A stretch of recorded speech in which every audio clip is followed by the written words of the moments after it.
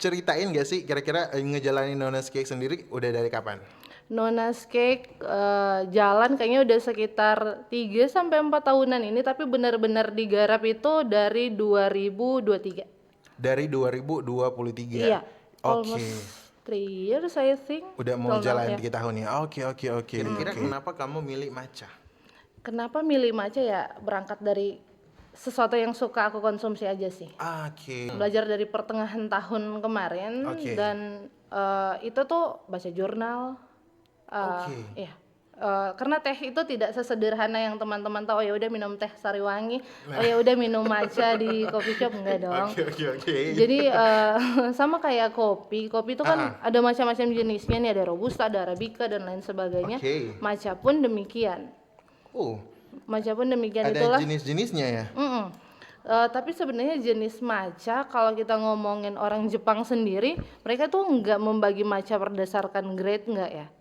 Ada ceremonial grade, ada heritage, ada culinary. Nah, kan biasanya terus sekarang tuh happening banget kan, orang-orang pada bilang mau coba yang ceremonial grade tuh grade terbaiknya matcha. Nggak salah sih, tapi karena emang itu terbaik dalam artian masa panennya, klasifikasinya ya. yes. Oke. Tapi klasifikasi itu pun sebenarnya bukan ciptaan orang Jepang. Itu Terus? adalah ciptaan orang Eropa atau orang luar Jepang. Kenapa? Untuk membedakan matcha yang dipanen saat musim semi dan matcha yang dipanen saat musim panas. Oke. Matcha atau teh ya, cha. Nah, ini panennya itu menentukan apanya sih? Menentukan rasanya, menentukan warnanya. Oke. Yes. Karena matcha itu sangat kompleks dan ya itu yang dibawa budaya, kebiasaan, proses yang panjang ya. Ya juga, dan ternyata itu juga menentukan harganya dong. Iya, pastinya dong. Waduh. Karena prosesnya itu lumayan panjang sebenarnya. Bahkan kulineri pun tuh nggak murah. Kan kulineri ini grade paling bawah. Oke, katanya kan. Pak.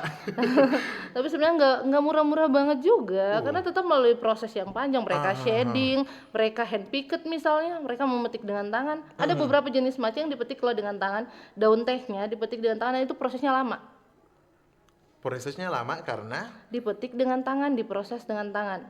Karena matcha itu kan ya sejatinya daun teh. Iya. Daun teh terus habis itu diolah untuk dia jadi bubuk, itu digiling dengan batu granit. Which is pakai tangan. Iya, ada yang pakai tangan, sekarang kan udah ada nih perkembangannya, dia udah mulai ada pakai mesin. Iya. Tapi harus dalam suhu ruangan tertentu. Di Jepang sana mereka tuh masih mempertahankan budaya digiling dengan tangan. Oke, jadi yang membedakan teh hijau biasa dengan teh hijau Jepang alias yang sekarang tuh orang konsumsi sebagai matcha. Itu tuh varietas tehnya, proses produksi dan kualitas produk pada akhirnya. Itu tuh menentukan sebenarnya. Kayak misalnya di Jepang itu varietas khususnya itu sencha dan gokuro. Aku sempat baca nih, tapi kayak udah lupa ingat. Ya, sencha dan gokuro itu pada akhirnya itu menghasilkan cita rasa yang lebih umami. Oke. Flavornya tuh kayak pekat banget. Bener, lebih kaya juga. Jadi biasanya kalau kita minum matcha sama kayak minum kopi ada hint almond sebenarnya. Bener. Yang orang biasa kenal dengan kategori nati. Ada nati-natinya enggak? Ada nati-natinya di matcha. Yes, itu bener menentukan juga ya. Yes, betul. Terus warnanya itu jauh lebih hijau. Hijaunya yang gelap atau terang? Hijaunya sebenarnya sih terang, gelap itu kayaknya lebih dari segi warna bubuknya aja itu sebenarnya jauh lebih terang sih. Jauh lebih terang. Oke. Lebih terang tapi tanpa ada warna tambahan kayak kekuning-kuningan. Bisa kalau kekuning-kuningan tuh udah pakai apa tuh? Kalau biasanya kekuning-kuningan itu panennya bukan saat musim semi. Belum DP oras panen. Belum DP oras panen, benar sekali lagi. Kan tadi pertanyaan apa nih yang membedakan? Tadi kan udah aku jawab yang Jepang, yang versi Indonesianya itu.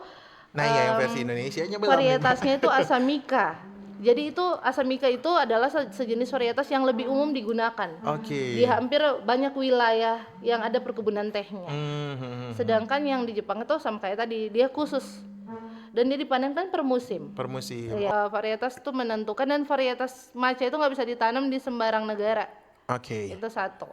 Bahkan di Eropa pun agak sedikit diragukan karena itu proses panjang. Apakah semua orang bisa berdamai dengan proses itu? Nah, tapi matcha itu tips lain dari yang bisa aku bagi adalah Oke. ketika kalian beli bubuk matcha, tolong jangan disimpan di suhu ruang. Simpanlah di dalam kulkas, bila perlu di dalam freezer karena dia bubuk ya, otomatis nggak akan membeku.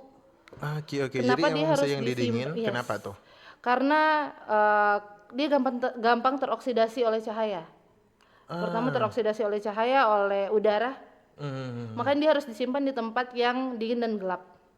Oke, jadi jangan biar Menjaga rasanya antioksidan. beda. Iya, betul. Karena Rasanya, kalau sudah teroksidasi rasanya itu akan beda banget ya.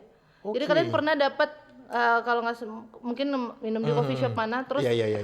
matchanya itu rasa kayak kok sepet Ah, kayak gitu kan, kok sepet kok aneh. Itu Oke. biasanya bukan karena matchanya yang buruk, tapi cara penyimpanan yang salah yang membuat matcha itu teroksidasi. Pro 2 FM, teman terbaik kamu. Teman terbaik kamu. Pro 2